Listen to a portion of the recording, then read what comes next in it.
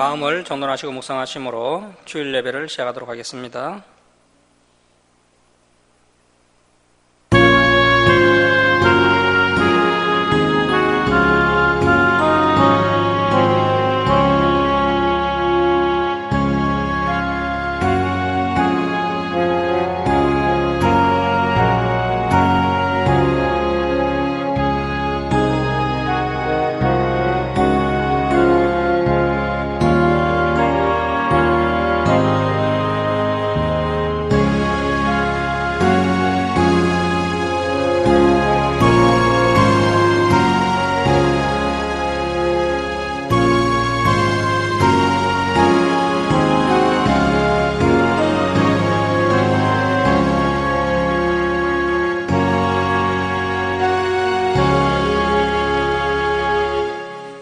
일어서셔서 19장 찬송 드리겠습니다.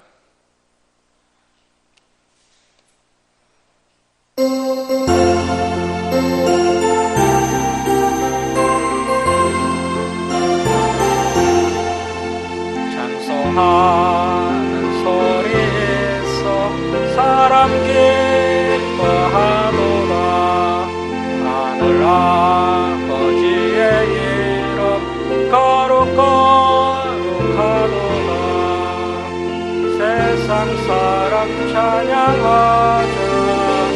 거룩하신 하나님께 할렐루야 할렐루야 할렐루야 아멘. 하나님의 나라 권세 영원토록 있도다. 하나님의 영광 나라 거룩하도다. 하늘 보좌 계신 주님 세상 주관하시도다. 할렐루야 할렐루야 할렐루야 아멘. 하나님의 크신 섭리 겉떡대로 되도다. 우리 아버지의 뜻은 거룩하도다. 주여 속히 마셔서 기쁜 나를 주옵소서. 할렐루야 할렐루야 할렐루야 아멘. 아멘. 성시교독 133번 부활절 1번입니다. 성시교독 133번 부활절 1번입니다.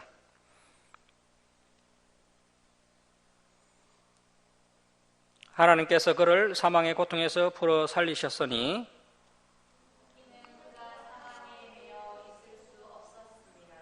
우리 주 예수 그리스도로 말미암아 우리에게 승리를 주시는 하나님께 감사하노니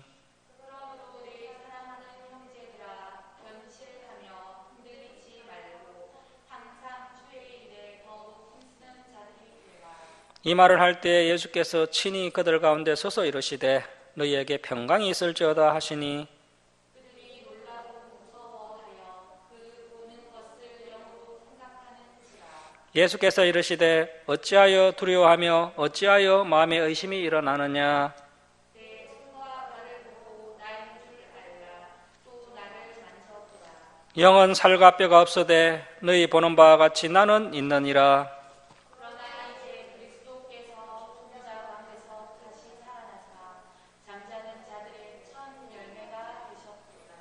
예수께서 이르시되 나는 부활이요 생명이니 나를 믿는 자는 죽어도 살겠고 무릇 살아서 나를 믿는 자는 영원히 죽지 아니하리니 이것을 내가 믿느냐.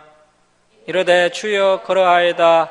주는 그리스도시요 세상에 오시는 하나님의 아들이신 줄 내가 믿나이다. 아멘. 사도신경으로 신앙 고백 드리겠습니다.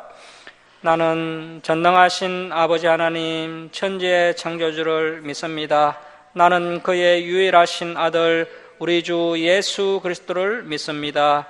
그는 성령으로 잉태되어 동정녀 마리아에게 나시고 본디오 빌라도에게 고난을 받아 십자가에 못 박혀 죽으시고 장사된 지 사흘 만에 죽은 자 가운데서 다시 살아나셨으며 하늘에 오르시어 전능하신 아버지 하나님 우편에 앉아 계시다가 거기로부터 살아있는 자와 죽은 자를 심판하러 오십니다. 나는 성령을 믿으며 거룩한 공교회와 성도의 교제와 죄를 용서받는 것과 몸의 부활과 영생을 믿습니다. 아멘. 성경 말씀은 고린도전서 15장 29절에서 34절입니다. 고린도전서 15장 29절에서 34절입니다. 29절에서 34절 우리 교독하겠습니다. 만일 죽은 자들이 도무지 다시 살아나지 못하면 죽은 자들을 위하여 세례를 받는 자들이 무엇을 하겠느냐? 어찌하여 그들을 위하여 세례를 받느냐? 형제들아, 내가 그리스도 예수 우리 주 안에서 가진 바 너희에 대한 나의 자랑을 두고 단언하노니 나는 날마다 죽노라.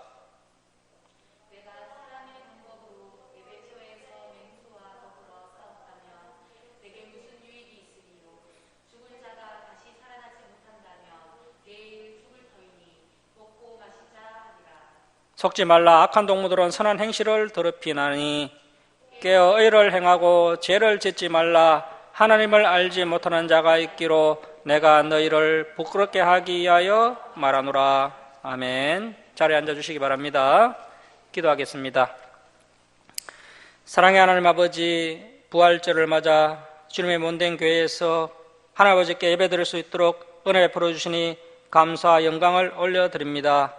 하나님 아버지, 지난 한 주간을 되돌아볼 때 너무나도 부족한 저희들의 모습이었음을 이 시간 회개합니다. 하나님의 말씀대로 순종하며 살지 못했고 탐욕에 매여 살았던 저희들을 용서해 주옵소서. 하나님 아버지, 이 시간 은혜를 베풀어 주셔서 하나님의 말씀에 순종하며 또 마음을 다하고 뜻을 다하고 힘을 다하여 하나님을 사랑하며 또 이웃을 내 몸과 같이 사랑하며 살아가는 성도들 되도록 사랑의 마음을 부어 주옵소서. 하나님 아버지, 여러 가지 문제를 안고 주님 앞에 나온 주님의 백성들에게 은혜를 베풀어 주셔서 그 문제가 해결받는 귀한 은혜의 시간 되게 하여 주옵소서. 육신에 약한 자들 회복의 은혜를 부어 주옵소서. 하나님 아버지, 이 나라 이 민족을 위해 기도합니다. 이정자들이 하나님의 뜻에 순종하게 하시고 이 나라를 하나님의 뜻에 따라 바르게 이끌어가도록 그들을 강한 손으로 붙들어 주옵소서. 하나님 아버지, 이 나라의 경제가 너무나도 어려운 이때에 우리 성도들의 삶을 지켜주시고 어려움 당하지 않도록 은혜를 베풀어 주옵소서.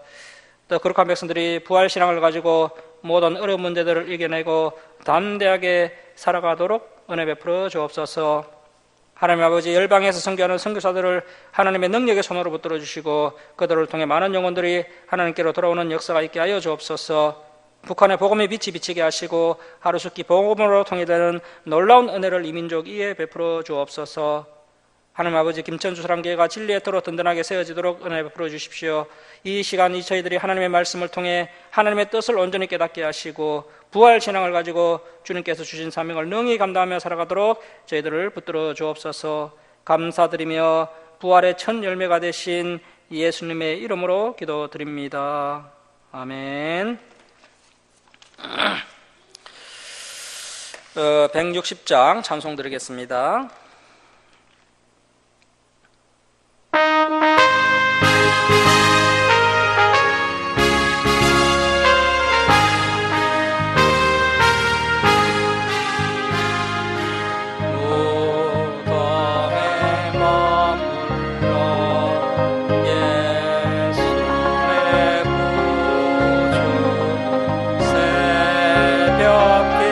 기다렸네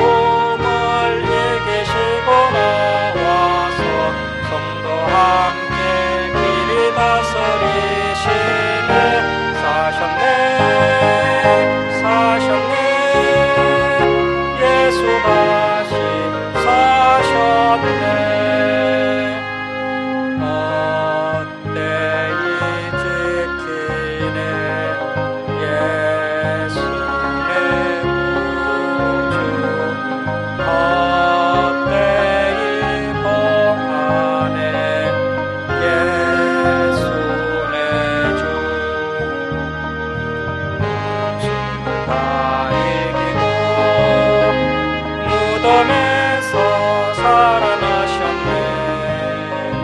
어두움을 이기시고 나와서 성도 함께 길이 다스리시네.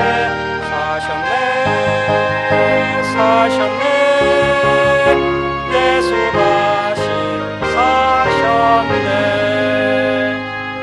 거기 못 가두네. 예수 내 구주 우리를 살리네. 예수 내 주 다 이기고 무덤에서 살아나셨네. 어둠을 이기시고 나와서 성도 함께 길이 다스리시네. 사셨네 사셨네. 예수 다시 사셨네.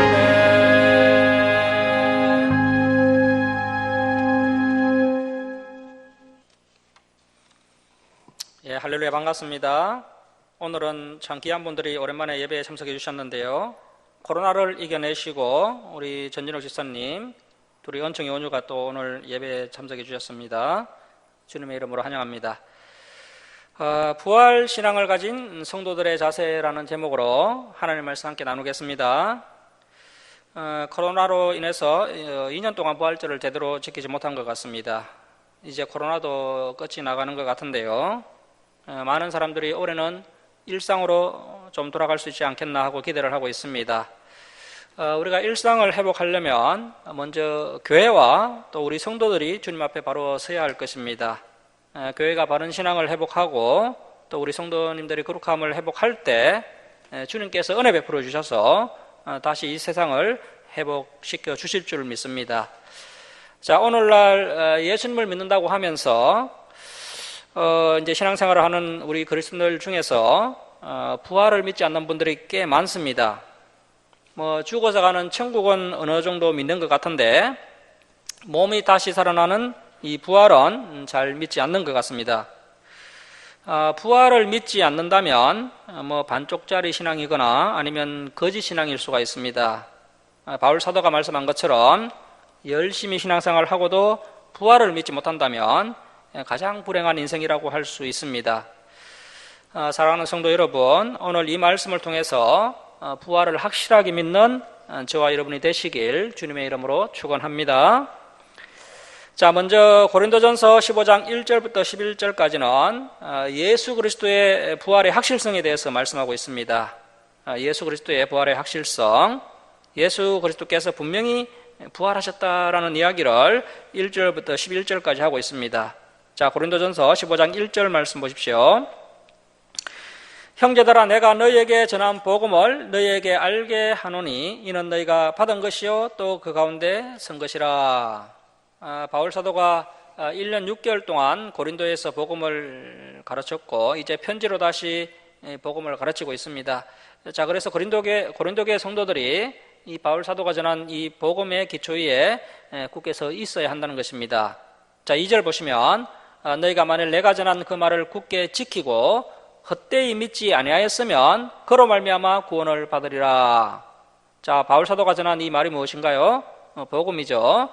예수 그리스도께서 우리 죄를 위하여 십자가에서 죽으셨다는 것과 또 사흘 만에 다시 부활하심, 더 나아가 예수님을 믿는 성도들 역시 부활하게 된다는 이 복음을 통해서 사람들이 구원을 받게 된다는 것입니다.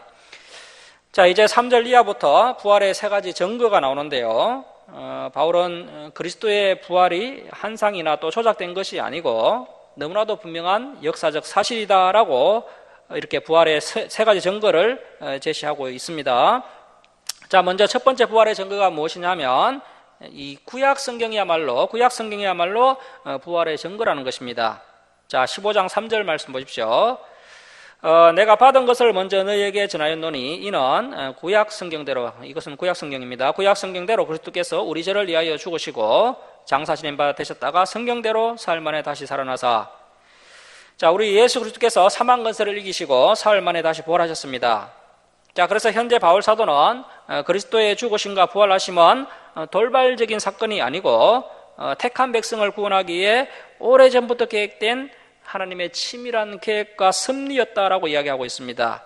그 결정적인 증거가 구약 성경에 기록된 수많은 부활 예언들이 그 증거다라고 말씀하고 있습니다. 자, 우리 구약 성경에 기록된 부활 예언들을 잠깐 몇 구절 살펴보도록 하겠습니다. 여기 화면 한번 보십시오. 자, 먼저 시편 118편 16절 17절을 보시면 여호와의 오른손이 높이 들렸으며 여호와의 오른손이 권능을 베푸시는도다. 내가 죽지 않고 살아서 여호와께서 하시는 일을 선포하리로다. 자, 이 시편 118편 16절 17절은 구약 성경에 예언된 대표적인 메시아 부활 예언입니다. 예수님만 부활하시는 것이 아니라 마지막 때 7번째 나팔이 울리고 예수님이 이제 재림하실 때 우리 성도들도 예수님처럼 부활하게 되는데요. 이 성도들의 부활이 이사야 26장 19절에 예언되어 있습니다. 자, 이사야 26장 19절입니다. 주의 죽은 자들은 살아나고 그들의 시체들은 일어나리이다. 티끌에 누운 자들아 너희는 깨어 노래하라. 주의 이슬은 빛난 이슬이니 땅이 죽은 자들을 내어 놓으리로다. 자, 그래서 이제 마지막 때가 되면 이제 흙으로 돌아갔던 성도들도 이렇게 땅이 이제 죽은 자들 성도들을 다시 내어 놓는다는 것입니다. 그래서 부활하게 된다는 것이죠. 자, 이제 다니엘 12장 2절에도 부활이 예언되어 있는데요. 땅의 티끌 가운데서 자는 자 중에서 많은 사람이 깨어나 영생을 받는 자도 있겠고, 그래서 우리 성도님들이 깨어나서 이제 영생을 받게 된다는 것이죠. 영원한 생명을 얻게 된다는 겁니다. 자, 그리고 수치를 당하여서 영원히 부끄러움을 당할 자도 있을 것이며, 자, 이렇게 불신자들도 다시 부활할 것을 말씀하고 있는 겁니다. 여러분, 성도들만 부활하는 것이 아니라요, 불신자들도 심판의 부활을 하게 됩니다. 그래서 이 부활이라는 놀라운 역사가 우연히 돌발적으로 일어나는 것이 아니라 구약 성경에 여러 차례 예언되어 있었고 그 예언대로 예수 그리스도께서 부활하신 것이다. 자, 그래서 이 구약 성경이야말로 부활의 첫 번째 증거다라고 바울 사도가 이야기하고 있습니다. 자, 이제 두 번째 증거가 나오는데요. 두 번째 증거는 그리스도의 부활의 목격자가 많이 있었다는 것입니다. 자, 5절 말씀 보십시오. 게바, 이 게바는 베드로를 이야기하는 겁니다. 베드로에게 보이시고 후에 12제자에게와 그 후에 500여 형제에게 일시에 보이셨나니 그 중에 지금까지 대다수는 살아있고 어떤 사람은 잠들었으며. 자, 베드로를 비롯한 12명의 제자들이 예수님의 부활을 목격했습니다. 그리고 예수님께서 이 감난산에서 구름을 타고 성천하실 때 500여 명의 제자들이 그 모습을 함께 보았습니다. 자, 그리고 바울 사도는 이 성도들의 죽음을 잠들었다고 이야기하는데요. 잠이 들었다는 것은 다시 깨어난다는 것이죠. 그래서 우리 성도들에게 죽음은 잠을 자는 것과 같습니다. 예수님이 재림하실 때 다시 깨어나게 되는 거죠. 자, 7절 말씀 보시면 그 후에 야고보에게 보이셨으며, 이 야고보는 예수님의 친동생을 이야기하는 겁니다. 자, 그 후에 야고보에게 보이셨으며 그 후에 모든 사도에게야. 자, 이렇게 베드로와 12제자 그리고 500여 명의 성도와 또 예수님의 동생 야고보가 예수님의 부활의 목격자였고, 바울 사도가 이 고린도전서라는 편지를 쓸 당시에도 그들 가운데 상당수가 살아 있었다는 것입니다. 이것이야말로 부활의 결정적 두 번째 증거다라고 이야기하고 있습니다. 자, 이제 부활의 세 번째 증거가 나오는데요. 세 번째 증거는 바울 자신입니다. 자, 8절 말씀 보시면 맨 나중에 만삭되지 못하여 난 자 같은 내게도 보이셨느니라. 나는 사도 중에 가장 작은 자라. 나는 하나님의 교회를 받게 하였으므로 사도라 칭함 받기를 감당하지 못할 자니라. 자, 바울이 다메섹 도상에서 부활하신 주님을 만난 사건을 지금 언급하고 있는데요. 자, 여기서 만삭되지 못하여 난 자라는 표현은 바울 자신의 부족한 점을 이렇게 표현하고 있는 겁니다. 바울의 겸손한 자기 표현이죠. 전에도 말씀을 드렸다시피 이 바울의 외모가 참으로 볼품없었다고 합니다. 바울은 키도 작았고 또 얼굴도 못생겼고 더군다나 또 치료가 되지 않는 질병까지 있었다고 합니다. 또한 다른 사도들은 일찍이 예수님을 따랐지만 바울은 오히려 예수님을 따르는 성도들을 핍박하다가 뒤늦게 예수님의 부름을 받아서 사도가 되었기 때문에 바울은 자신이 매우 부족한 사람이다라고 하면서 자신의 겸손함을 이렇게 표현하고 있습니다. 누구보다도 교회를 많이 핍박했던 바울 자신이 이렇게 주님을 위하여서 목숨을 바치는 사도가 된 것 자체가 예수 그리스도의 부활의 결정적 증거다라는 겁니다. 자, 이제 10절에는 바울 사도의 아주 수준 높은 신앙 고백이 나오는데요. 자, 우리 10절 말씀 우리 함께 읽겠습니다. 자, 10절 우리 함께 읽겠습니다. 시작. 그러나 내가 나 된 것은 하나님의 은혜로 된 것이니 내게 주신 그의 은혜가 헛되지 아니하여 내가 모든 사도보다 더 많이 수고하였으나 내가 한 것이 아니요 오직 나와 함께 하신 하나님의 은혜로라.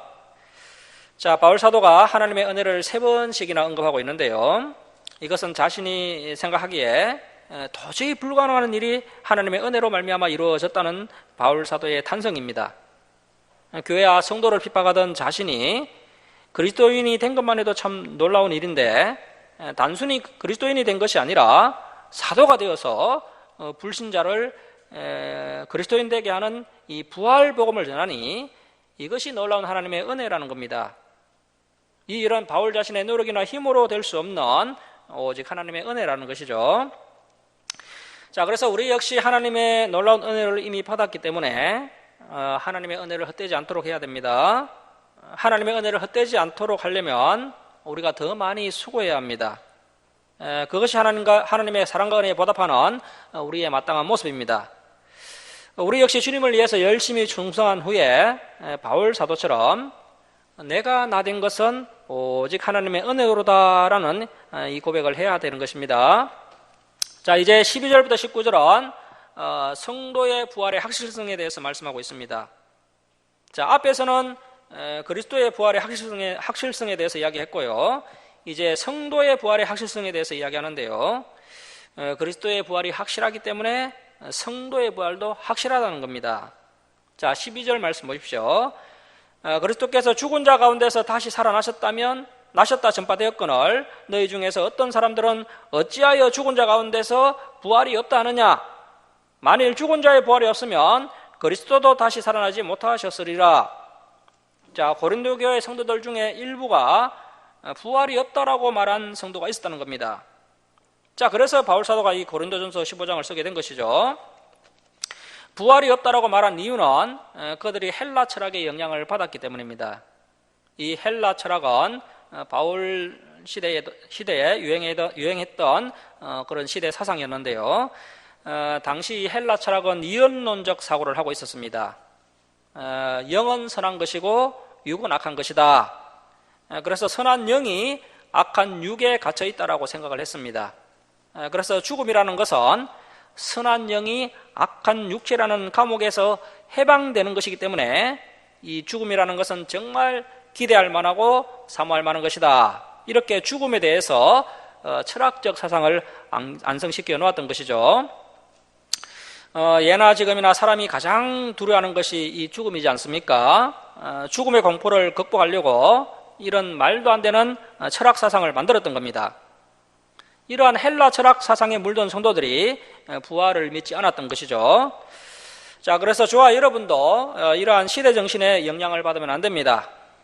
오늘날 진리에서 벗어난 뉴에이지 사상, 또 신자유주의, 또 인본주의 사상에 영향을 받은 목회자와 성도들은 이 부활을 믿지 않습니다.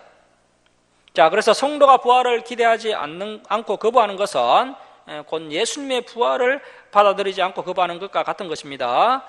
그래서 우리가 부활을 믿지 못한다면 심각한 문제가 있는 것입니다. 자, 14절 말씀 보십시오. 그리스도께서 만일 다시 살아나지 못하셨으면 우리가 전파하는 것도 헛것이요 또 너희의 믿음도 헛것이며 또 우리가 하나님의 거짓 증인으로 발견되리니 우리가 하나님이 그리스도를 다시 살리셨다고 증언하였음이라. 만일 죽은 자가 다시 살아나는 일이 없으면 하나님이 그리스도를 다시 살리지 아니하셨으리라. 자, 성도가 이 부활을 부정하면 아주 엄청난 일이 일어나게 되는데요. 성도들이 마지막 때에 있을 이 성도의 부활을 부정하면 부활의 첫 열매이신 예수 그리스도의 부활을 부정하는 결과를 초래하게 되고요. 또 사도들이 열심히 전파한 이 복음이나 또 성도들의 믿음까지도 다 헛것이 되어 버린다는 겁니다. 그리고 열심히 복음을 전파한 사도들까지 거짓 증언이 거짓 증인이 되어버린다는 것이죠. 자, 그래서 우리 성도들의 부활을 의심하거나 부정하면 안 됩니다. 자, 16절 말씀 보십시오. 만일 죽은 자가 다시 살아나는 일이 없으면 그리스도도 다시 살아나신 일이 없었을 터이요. 자, 바울 사도가 이제 이 이야기를 세 번이나 반복하면서 강조하고 있는데요. 예수 그리스도의 부활이 분명한 사실인 것처럼 예수님을 믿는 성도들의 부활도 분명하다라고 13절, 15절, 16절 이렇게 세 번이나 강조를 하고 있습니다.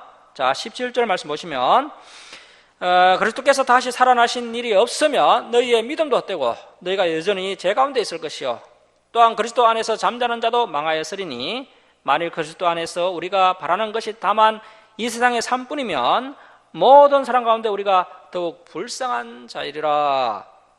자, 우리에게 부활이 없고요 또 이 세상의 삶이 전부면 모든 사람 가운데 우리 그리스도인들이야말로 가장 불쌍한 사람이 되는 것입니다. 자, 만일 우리에게 부활이 없다면 우리 성도들처럼 불쌍한 사람이 없습니다. 자, 성도가 정말 진리 안에서 좁은 문 좁은 길을 선택하고 참 범사에 절제하고 또 세상 사람들과 다르게 거룩하게 살아가고 또 자신의 유익을 구하지 않고 다른 사람의 유익과 또 교회의 유익을 구하고 심지어 피박까지 받아가면서 신앙생활을 하고 있는데 이 부활이 없다면 정말 그리스도인들은 이 세상에서 가장 불쌍한 사람들이 되는 것입니다. 자, 그래서 바울 사도는 그리스도인들이 세상에서 이렇게 손해보고 또 희생하면서 살아가고 있는데 누가 감히 부활이 없다고 하느냐 하면서 부활이 없다라고 이야기하는 자들에게 강하게 이 성도의 부활의 확실성을 주장하고 있는 것입니다. 자, 19절 말씀 보십시오. 만일 그리스도 안에서 우리가 바라는 것이 다만 이 세상의 삶뿐이면 모든 사람 가운데 우리가 더욱 불쌍한 자이리라. 자, 우리 20절 말씀, 우리 20절을 함께 읽겠습니다. 자, 시작. 그러나 이제 그리스도께서 죽은 자 가운데서 다시 살아나사 잠자는 자들의 첫 열매가 되셨도다. 자, 예수님께서 부활의 첫 열매가 되신 것처럼 예수님을 믿는 성도들 역시 죽음을 이기고 분명하게 부활하게 될 것임을 선포하고 있습니다. 자, 이제 21절부터 28절은 바울 사도가 성도들의 부활에는 분명한 보정이 있다라고 이야기합니다. 그 보정이 바로 예수 그리스도다라고 이야기하고 있습니다. 자, 21절 말씀 보십시오. 사망이 한 사람 아담이죠. 아담으로 말미암았으니 죽은 자의 부활도 한 사람 예수 그리스도로 말미암는도다. 아담 안에서 모든 사람이 죽은 것 같이 그리스도 안에서 모든 사람이 삶을 얻으리라. 자, 인류의 조상 아담이 하나님의 말씀에 불순종함으로 죄를 지었고 그 죄로 말미암아 모든 인간에게 죽음이 임하게 되었습니다. 자, 그리고 예수 그리스도께서 모든 인간의 죄를 대신해서 십자가에서 죽으시고 부활하셨고 그 예수님으로 인해서 또 예수님을 믿는 모든 성도들이 부활을 하게 된다는 것입니다. 자, 그래서 저와 여러분은 예수님이 재림하실 때 다시 부활하여서 영원한 삶을 누리게 될 것을 믿어야 합니다. 자, 그런데 이러한 역사들이 질서 없이 일어나는 것이 아니고 아주 질서 있게 차례대로 일어나게 될 것이다라고 말씀하고 있습니다. 자, 23절 말씀 보십시오. 그러나 각각 자기 차례대로 되리니.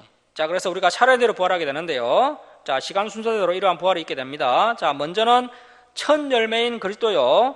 다음에는 그가 강림하실 때, 예수님께서 재림하실 때 그리스도에게 속한 자요, 성도들이죠. 자, 그래서 예수님께서 첫 번째로 부활하셔서 부활의 첫 열매가 되셨습니다. 자, 그 다음에 예수님께서 이제 다시 재림하실 때 우리 성도들의 부활이 있게 된다는 것이죠. 자, 그래서 부활의 사건이 동시에 일어나는 것은 아니고요, 차례대로 일어난다는 겁니다. 먼저 십자가에 죽으신 예수 그리스도께서 사흘 만에 부활하셨고, 우리 예수님께서 재림하실 때 예수님을 믿는 성도들이 부활하게 되고, 그리고 또 그 이후에 또 불신자들이 또 심판의 부활을 하게 됩니다. 자, 요한계시록을 보면 언제 우리 성도들이 부활의 몸을 입게 됩니까? 마지막 7번째 나팔이 울릴 때 죽었던 성도들이 먼저 부활의 몸을 입게 됩니다. 그리고 그때 살아있는 성도들은 또 영광의 몸으로 변화되어서 공중으로 들림받게 됩니다. 그래서 공중에서 주님을 영접하게 되는 것이죠. 자, 이제 24절 이하는 정말 종말의 시대에 일어날 사건에 대해서 말씀하고 있는데요. 자, 24절 말씀 보십시오.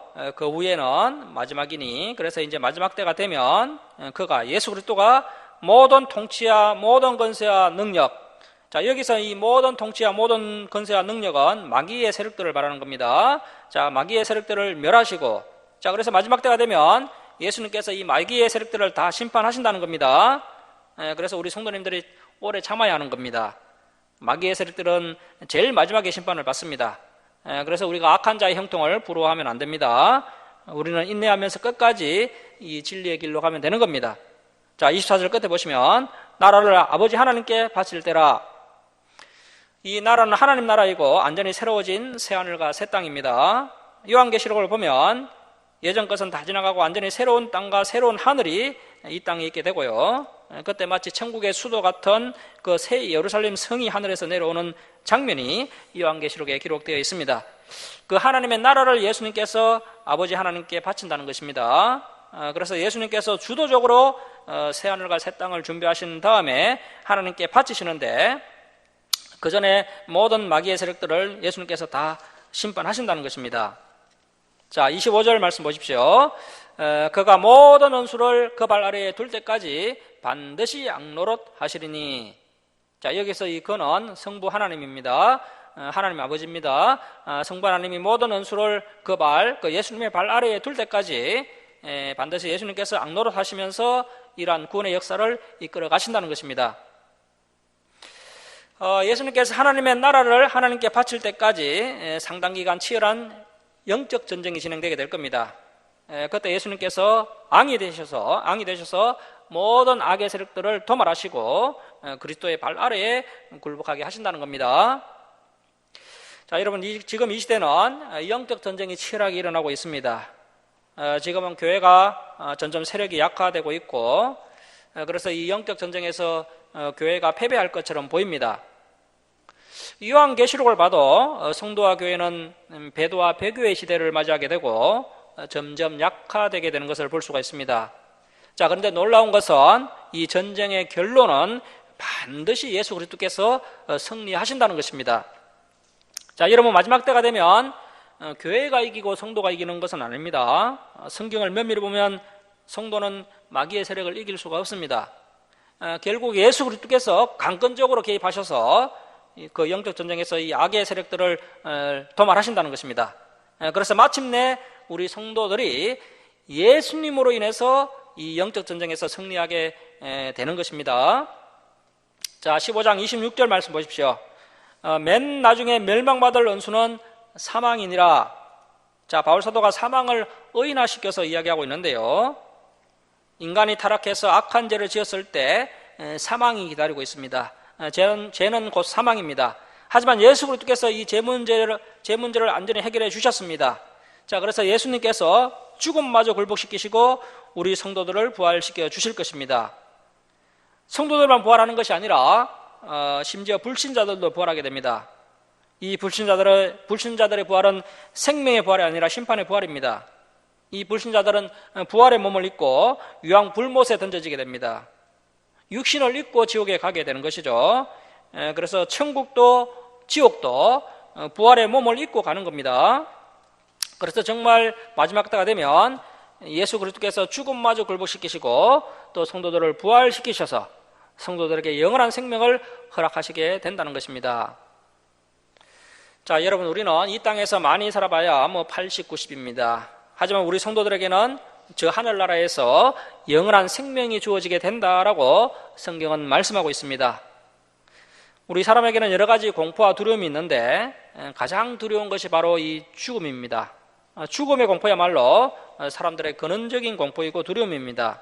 자, 그런데 마지막 때가 되면 이 죽음의 공포와 두려움도 사라지게 된다는 것이고, 그야말로 하나님 나라는 눈물도 없고 아픔도 없고 고통도 없는, 어떤 공포와 두려움도 없는 오직 기쁨과 희락과 또 감사와 즐거움만 가득한 세상이 저와 여러분에게 준비되어 있다는 것입니다.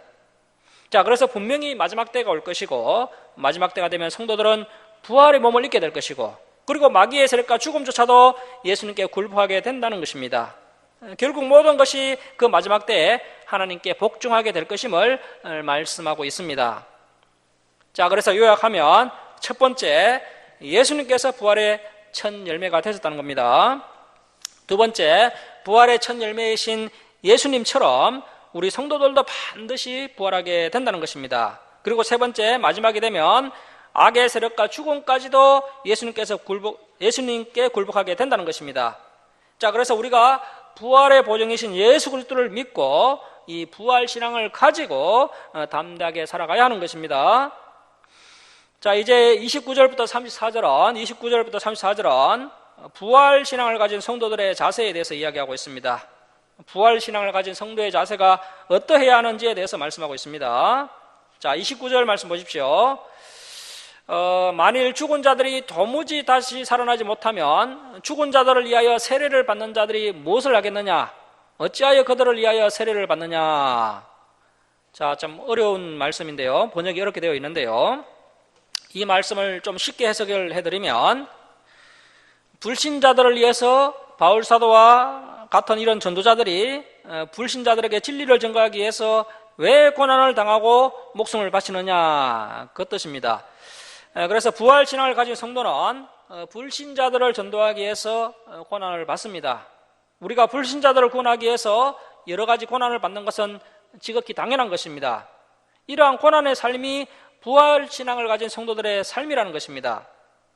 자, 그런데 예수님을 믿는다고 하면서 다른 사람들에게 전도하지 않고 또 고난을 회피하고 편안한 삶만 누리려고 한다면 결코 부활 신앙을 가진 성도의 삶이라고 할 수 없습니다. 우리는 고난을 두려워하지 않아야 합니다. 아직도 이 진리를 알지 못하는 사람들에게 하나님의 말씀을 전하고 복음을 전하고 또 복음을 가르치는 일 때문에 고난을 받는 것이야말로 부활 신앙을 가진 성도의 바른 모습이다라고 할 수가 있습니다. 자, 3절 말씀 보십시오. 또 어찌하여 우리가 언제나 이 엄을 무릅쓰리요. 자, 지금 바울사도가 이 고린도전서를 쓸 때는 에베소에서 사역을 하고 있는 중입니다. 바울이 2차 전도 여행 때 고린도 교회를 개척을 했습니다. 1년 6개월 동안 고린도 교회 성도들에게 성경을 가르쳐서 고린도 교회를 개척했고, 지금은 다시 3차 전도 여행을 시작한 상태입니다. 그래서 이제 바울은 현재 에베소에 머물고 있는 것이죠. 그래서 바울 사도가 지금까지 긴 전도 여정 가운데 언제나 위험을 물었었다는 것입니다. 그래서 위험하면 가지 않겠다, 이러한 태도는 결코 옳은 태도가 아닙니다. 우리가 분명히 명심해야 할 것은 하나님 나라 확장을 위해서 복음을 전파할 때 위험을 무릅쓰는 것이 성도들의 기본 자세라는 것입니다. 그래서 여러분, 우리의 부활 신앙은 감년적인 이론이 아닙니다. 현실의 삶과 상관없는 추상적이고 피상적인 개념이 아니라는 것이죠. 이 부활 신앙을 소유한 성도는 현실의 실제적인 위험과 또 여러 가지 문제들 앞에서 두려워하지 않아야 한다는 것입니다. 자, 그래서 이 부활 신앙이야말로 여러 어려움들을 극복하게 하는 실제적인 살아있는 힘입니다. 지금 바울 사도가 그 이야기를 하고 있는 것입니다. 자, 바울 사도는 지금 이 부활 신앙이 자신의 전도 여행을 할 때 실제적인 힘이 되었음을 고백하고 있는 겁니다. 자, 우리가 잘 아는 것처럼 바울 사도가 하나님 나라를 위해서 얼마나 많은 어려움들을 당했습니까? 온갖 어려운 일을 당했는데 바울 사도는 힘이 든다고 전도 사역을 포기하지 않았습니다. 바울은 부활 신앙이 이론이 아니었습니다. 부활 신앙은 실제적인 능력이었고 또 어려운 문제를 이겨나가는 힘의 원천이었습니다. 우리가 그동안 진리의 길을 걸어오면서 이런저런 어려움들을 만났고 현재도 어려운 문제에 직면한 성도님들이 계실 것입니다. 그리고 앞으로 우리가 또 진리의 길을 걸어가면서 온갖 어려움들에 직면하게 될 것입니다. 자, 그러할 때 이 부활 신앙이 이 모든 어려움을 극복하고 끝까지 나아갈 수 있는 힘이 된다는 겁니다. 자, 31절 말씀 우리 함께 읽겠습니다. 자, 시작. 형제들아, 내가 그리스도 예수 우리 주 안에서 가진 바 너희에 대한 나의 자랑을 두고 단언하노니 나는 날마다 죽노라. 자, 부활 신앙을 가진 성도의 삶의 태도가 어떠해야 한다는 것입니까? 날마다 죽어야 한다는 겁니다. 여러분은 부활을 소망하십니까? 부활을 소망하는 자는 죽어야 합니다. 죽지 않고는 부활할 수가 없습니다. 마지막 때에 죽는 그 죽음뿐 아니라 우리의 삶 가운데 하나님 나라를 위해서, 또 진리를 위해서, 또 교회를 위해서, 또 타인을 위해서, 복음을 위해서 실제적으로 내가 죽어야 부활하게 되는 것입니다. 진리를 위해서 죽고, 주님을 위해서 죽고, 교회를 위해서 죽고, 하나님 나라를 위해서 죽고, 또 다른 성도들을 위해서 죽고, 이웃을 위해서 죽고, 계속해서 날마다 자신을 죽이는 것이야말로 부활신앙을 가진 성도의 마땅한 삶의 태도라는 것입니다. 자, 32절 말씀 보십시오. 내가 사람의 방법으로 에베소에서, 자, 현재 바울사도가 에베소에 있는 것이죠. 에베소에서 맹수와 더불어 싸웠다면, 자, 바울사도가 에베소에서 사역을 하면서 여러 차례 죽음의 위협을 만났는데요. 그것을 맹수와 더불어 싸웠다라고 표현하고 있습니다. 그만큼 참 두렵고 위험한 상황 가운데 바울사도가 많이 내몰렸던 것입니다. 내게 무슨 유익이 있으리요? 죽은 자가 다시 살아나지 못한다면, 자, 여러분, 죽은 자가 다시 살아나지 못한다면 바울사도가 수고한 이 수고가 무슨 의미가 있겠습니까? 자, 그런데 바울사도가 이렇게 죽음의 위협을 물었으면서 담대하게 전도자의 길을 가는 그 언천이, 힘의 언천이 무엇이라는 겁니까? 부활 때문이라는 겁니다. 죽은 자가 다시 살아나지 못한다면 내일 죽을 터이니 먹고 마시자 하리라. 자, 이 부활이 없다라고 생각하는 사람들은 하나같이 세상적 쾌락과 즐거움에 빠져 살아가게 됩니다. 여러분, 성도에게 이 부활신앙 내세관이 분명하지 않으면 몇 년 정도는 열심히 신앙생활을 할 수가 있습니다. 하지만 시간이 지나면 이제 바람 빠진 풍선처럼 신앙에 힘이 없어지면서 다시 세상적인 것을 추구하기 시작합니다. 그래서 우리가 반드시 이 부활신앙을 바르게 세워야 하는 것이죠. 자, 33절 말씀 우리 함께 읽겠습니다. 자, 33절 말씀 우리 함께 읽겠습니다. 자, 시작. 속지 말라. 악한 동무들은 선한 행실을 더럽히나니. 자, 여러분, 속지 마시기 바랍니다. 세상 사람들이 추구하는 것을 함께 추구하면 안 됩니다. 세상 사람들을 따라가다 보면 결국 죄만 짓게 되고 멸망의 길로 가게 되는 겁니다. 자, 34절 말씀 보십시오. 깨어 의를 행하고. 자, 여러분, 깨어 있는 것이 뭡니까? 의를 행하는 것이 깨어 있는 겁니다. 우리가 진리 가운데 깨어 있다면 어렵게 살아가야 합니다. 깨어 의를 행하고 죄를 짓지 말라. 그래서 죄를 짓지 말아야 합니다. 사실 어렵게 살아가는 것이 죄를 짓지 않는 것입니다. 자, 그런데 이 고린도 교회 내에 헬라 철학의 영향을 받은 성도들 중에서 상당히 말을 잘하고 또 지혜롭다고 이야기하는 자들이 있었지만 그들 가운데 의를 행하는 모습이 없었다는 겁니다. 이러한 자들이 교회 안에서 문제를 일으켰던 것이죠. 자, 죄를 짓지 말라. 하나님을 알지 못하는 자가 있기로. 이 고린도 교회 안에 하나님을 바르게 알지 못하는 자들이 있었다는 것이죠. 자신들은 하나님을 잘 안다라고 말은 하고 있지만 바르게 알지 못했습니다. 자, 여기서 알지 못하는 이라는 헬라어가 아그노시안인데요. 그냥 알지 못하는 것이 아니라 진리를 왜곡시키는 무지함입니다. 진리를 왜곡시키는 무지함. 하나님을 알지 못하면서 하나님을 아는 큰 지식이 있는 것처럼 교만을 떠는 성도들이 고린도 교회 안에 있었다는 겁니다. 자, 34절 중반절 보시면 하나님을 알지 못하는 자가 있기로 내가 너희를 부끄럽게 하기 위하여 말하노라. 자, 그래서 이 고린도 교회 성도들 가운데 부활을 부정하고 그래서 내일 죽을 터이니 오늘 먹고 마시자라고 이야기한 성도들이 있었는데 이러한 행위는 하나님의 진리를 왜곡시키는 심각한 무지함이고 또 죄악입니다. 자, 그래서 바울 사도가 이러한 자들을 엄하게 책망하고 있는 겁니다. 자, 그래서 이제 우리 인간들은요, 그 누구나 보상이 주어지지 않으면 열심히 일을 하지 않으려고 합니다. 보상이 있어야 일을 하는 것이죠. 자, 그렇다면 저와 여러분의 가장 큰 보상은 무엇입니까? 자, 바울 사도는 분명히 부활과 영원한 생명이다라고 말씀하고 있습니다. 바울 사도가 세상적인 즐거움과 또 쾌락을 포기하고 또 수많은 죽음의 위협에도 불구하고 끝까지 전도자의 길을 갈 수 있었던 것은 그에게 부활과 영생, 천국에 대한 분명한 소망이 있었기 때문입니다. 우리에게도 이러한 분명한 보상이 있습니다. 자, 이제 35절에서 49절에는 성도가 부활하게 되는데요. 그 성도가 부활할 때 어떤 몸을 입게 되는지에 대해서 말씀하고 있습니다. 자, 바울 사도가 성도가 부활할 때 완전히 다른 몸을 입게 된다고 이야기하고 있습니다. 자, 그래서 우리 성도님들이 부활을 할 때는 완전히 다른 몸을 입게 될 것입니다. 자, 그래서 우리가 이 부활을 소망하고 기대해야 합니다. 자, 15장 35절 말씀 보십시오. 누가 묻기를 죽은 자들이 어떻게 다시 살아나며 어떠한 몸으로 오느냐 하리니. 자, 마지막 때 성도들이 어떻게 부활하며 또 어떤 몸을 입고 부활하게 될 것인지 이번 단락에서 바울 사도가 설명하고 있는데요. 자, 먼저 36절에서 38절은 바울 사도가 식물을 예로 들면서 부활의 몸에 대해서 설명하고 있습니다. 씨가 죽음의 과정을 통해 새로운 형태로 다시 살아나듯이 우리도 죽음을 통해서 새로운 몸으로 부활하게 된다는 겁니다. 자, 그래서 우리 성도들에게는 이 죽음이라는 것이 공포의 대상, 두려움의 대상이 아니라 죽음은 부활이라는 더 좋은 길을 가기 위한 필연적 과정이라는 겁니다. 항상 우리의 마음속에 성도의 죽음은 부활을 위한 필연적 과정이다라고 생각을 하고 죽음을 불신자들과는 다른 개념으로 받아들이는 성도가 되어야 합니다. 보잘것없는 작은 씨앗을 땅에 뿌렸는데 장래에 아름드리 나무처럼 놀라운 형체를 가지는 것이 자연의 이치라는 겁니다. 씨앗이 땅에서 죽은 후에 자라난 아름드리 나무는 전혀 다른 모습이라 할지라도 별개의 다른 개체가 아닙니다. 왜냐하면 자라는 나무는 그 씨앗에서 비롯되었기 때문에 바울 사도가 이러한 현상이 이제 죽은 자의 부활에 적용될 수 있는 원리다라고 이야기하고 있는 겁니다.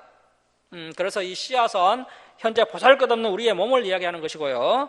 또 자라나는 그 아름다운 나무는 부활한 후에 우리의 몸을 이야기하는 겁니다. 현재 우리가 입고 있는 이 보잘것없는 몸과 또 부활 후에 입게 될 그 영광의 몸은 완전히 다른 모습이라는 겁니다. 우리 성도님들이 이제 마지막 나팔을 불 때 부활하여서 서로 만나게 된다면 깜짝 놀라게 될 겁니다. 우리가 가장 아름다운 모습으로 부활을 하기 때문에 부활을 하면 아마 서로가 잘 못 알아보게 될 겁니다. 자, 이제 38절에서 41절은 하나님께서 다양하게 피조물을 창조하셨기 때문에 우리 하나님은 예술성이 뛰어나신 분이라는 겁니다. 자, 그래서 바울 사도는 성도들은 하나님이 주실 그 부활의 몸을 기대해야 한다라고 이야기하고 있습니다.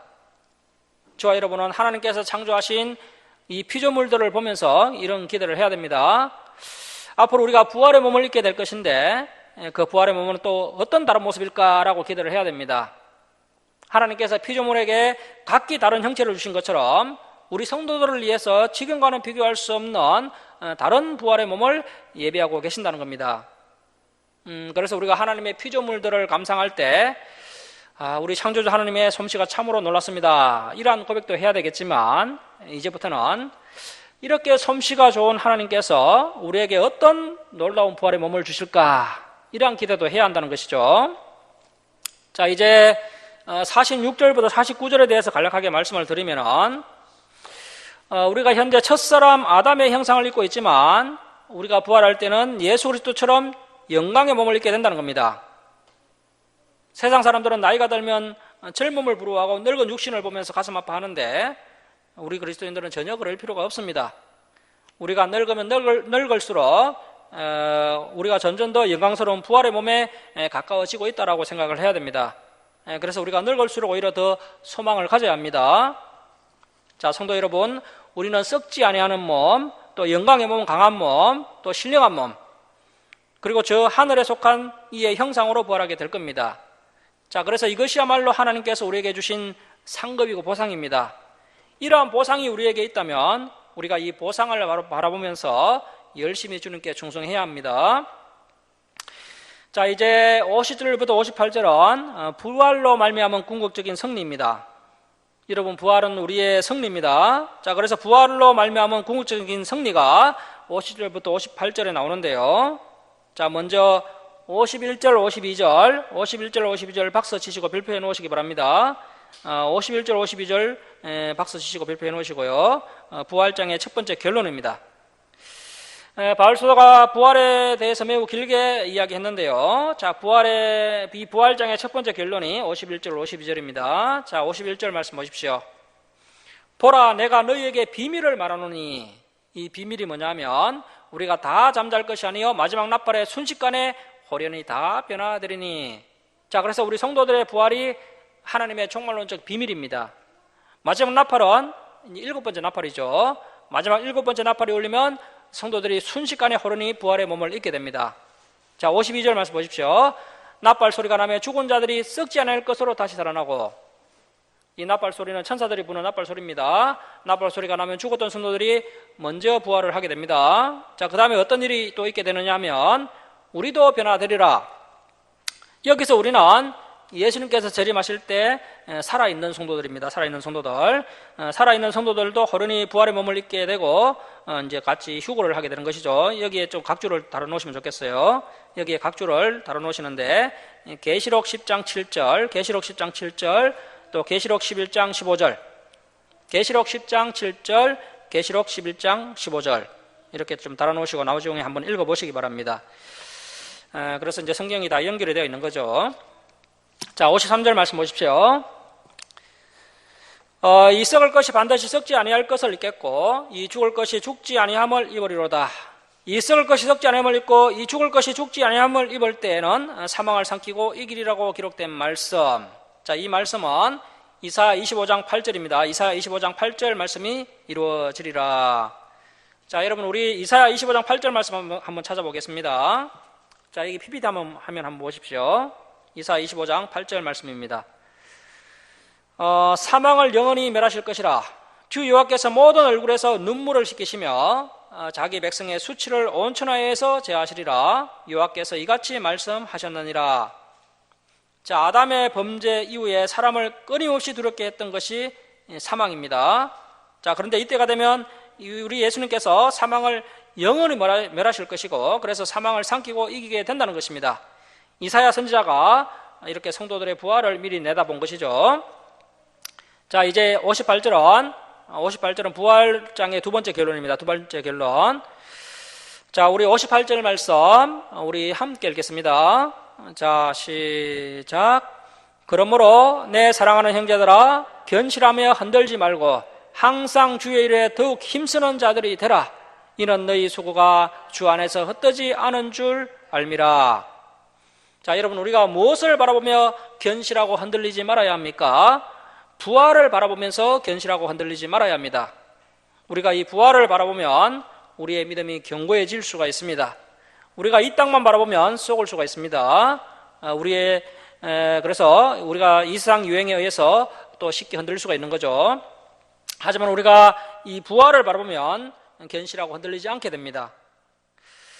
바울 사도가 왜 이런 이야기를 하고 있느냐 하면 현재 고린도 교회 성도들이 부활에 대한 확신을 갖지 못하고 헬라 철학에 물들어서 부활이 없다라고 하면서 흔들리고 있기 때문입니다. 하지만 바울 사도는 부활을 바라보면서 흔들리지 말고 항상 주의 일에 더욱 힘쓰는 자들이 되라고 권면을 하고 있습니다. 자, 그래서 하나님 나라 확장과 하나님의 뜻을 이 땅에 이루어드리는 일에 정말 힘쓰는 저와 여러분이 되어야 합니다. 자, 말씀을 마치도록 하겠습니다. 사랑하는 성도 여러분, 오늘 이 말씀을 통해서 부활신앙을 굳건하게 세우시기 바랍니다. 이제는 이 세상을 바라보지 마시고 부활과 영생을 바라보시기 바랍니다. 새하늘과 새 땅, 또 새 예루살렘 성, 또 저천국, 영원한 하나님 나라를 바라보시기 바랍니다. 그곳에서 받게 될 영원한 상급과 영광의 면류관, 또 형언할 수 없는 행복과 만족을 바라보면서 모든 고난들을 이겨내시고 주님의 일에 더욱 힘쓰는 우리 모두가 될 수 있기를 주님의 이름으로 축원합니다. 자, 기도하겠습니다.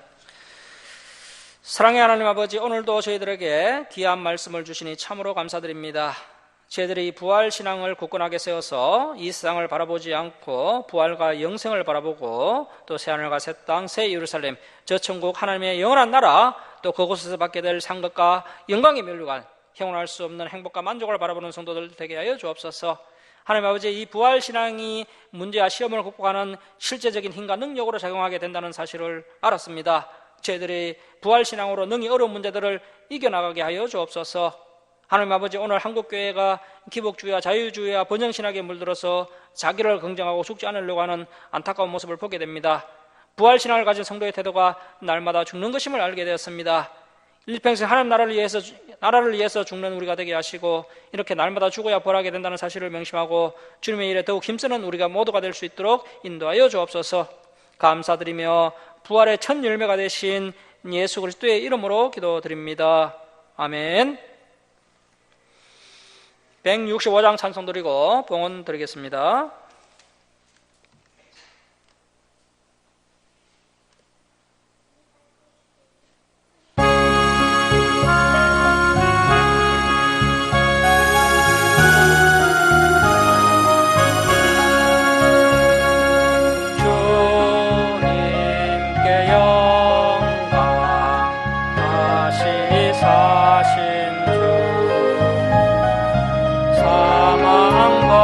것을 모두 이기시었네. 흰옷 입은 천사 너를 옮겼고 누우셨던 곳은 비어 있었네. 주님께 영광 다시 사신 주 사망 권세 모두 이기시었네.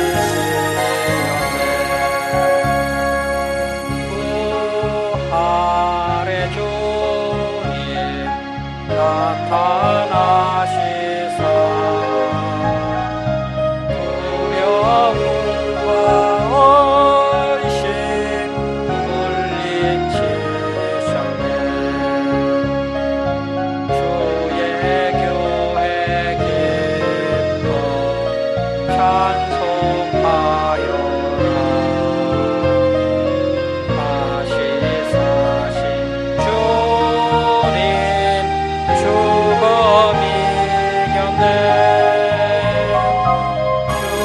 주님께 영광 다시 사신 주 사망 권세 모두 이기시었네. 생명의 인권 영광의 주님 주님 없는 삶은 헛될 뿐이라. 주의 사랑으로 세상 이기고 요단 건너 본향 가게 하소서. 주님께 영광 다시 사신 주 사망 권세 모두 이기시었네.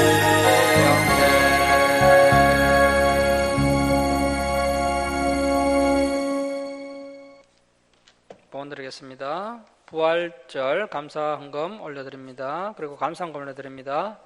예배를 회복하게 하심을 감사드립니다. 믿음의 가정이 되게 해주세요 하면서 또 감사 헌금 올려드릴 거예요. 그리고 주정헌금 올려드렸습니다. 자, 기도하겠습니다. 하나님 아버지, 한량없는 은혜와 사랑에 감사드립니다. 독생자 예수 그리스도의 보혈로 저희들을 구원하여 주시고 또 영광의 나라 부활과 영생을 허락해 주심을 감사드리며 예물 올려드립니다. 기뻐 받아 주옵소서. 이 예물을 올려드린 주님의 백성들 부활 신앙을 가지고 날마다 감사하며 기뻐하며 승리하며 살아가게 하여 주옵소서. 이 부활 신앙을 통해서 문제들을 능히 이기는 성도들 되게 하여 주옵소서. 또 주님께서 부족한 것 아시오니 풍성히 채워주시고 또 나눠주고 베풀며 사는 복된 인생들 되게 하여 주옵소서. 이 예물을 주는 것마다 하나님의 영광이 나타나게 하여 주옵소서. 감사드리며 부활하신 예수님의 이름으로 기도드립니다. 아멘.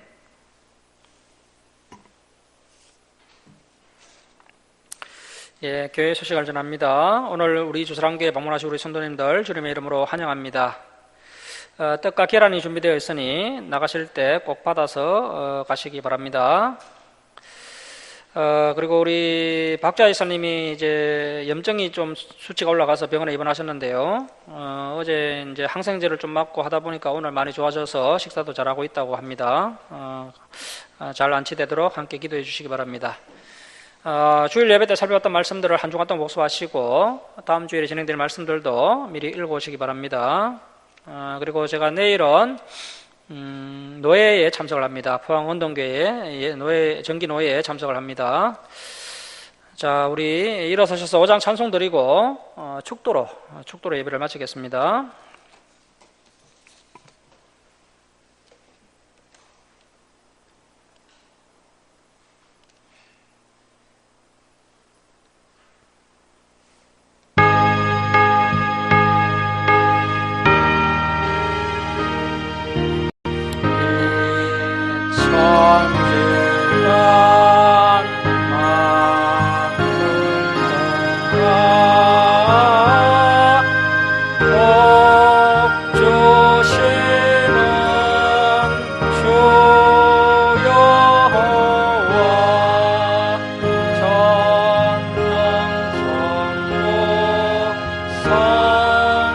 할렐루야 성령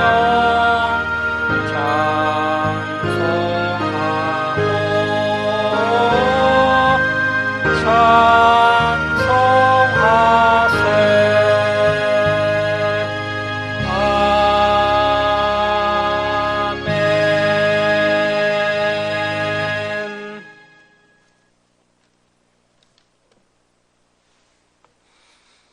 지금은 우리 주 예수 그리스도의 은혜와 하나님 아버지의 무한하신 사랑하심과 성령님의 감화감동하심과 교통하심이 부활 신앙을 굳건하게 세워서 세상을 바라보지 않고 부활과 영생을 바라보며 모든 고난을 이겨내고 주님의 일에 더욱 힘쓰는 사랑하는 김천 주상계 성도들 머리에와 교회에 방문한 성도 머리에, 그리고 전일옥 집사, 김원총, 김원유 머리에, 이 땅의 모든 교회에 이제부터 영원토록 함께 있을지어다.